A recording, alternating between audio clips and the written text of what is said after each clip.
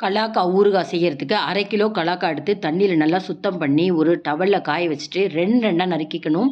விதை எடுக்கணுன்ற அவசியம் இல்லை. இதுக்கு பெரிய ஸ்பூனால் ஒரு 3 1/2 டீஸ்பூன் உப்பு சேர்த்து நல்லா குலுக்கி விட்டு 2 நாள் ஊற வச்சா தோல் நல்லா சாஃப்ட் ஆகிடும். இதை ஊறுகாய் செய்யறதுக்கு முன்னாடி முதல்ல ஒரு வாணலியில் 1 டீஸ்பூன் வெந்தயம், 3/4 டீஸ்பூன் கடுகு சேர்த்து கடுகு வெந்தய பொடி தயார் பண்ணி வச்சுக்கலாம்.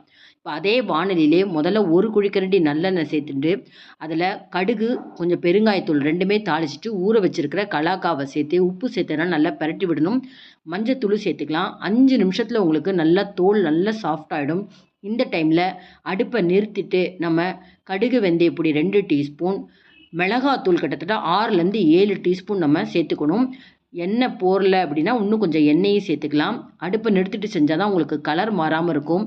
காரம், உப்பு எல்லாமே உங்களுடைய டேஸ்ட்டை பொறுத்து கண்டிப்பாக ட்ரை பண்ணி பாருங்கள். தயிர் சாதத்துக்கு ரொம்ப நல்லாயிருக்கும். ஃபுல் வீடியோ வேணால் லிங்க் தரேன். பிடிச்சிருந்தா லைக்ஸ் கொடுங்க.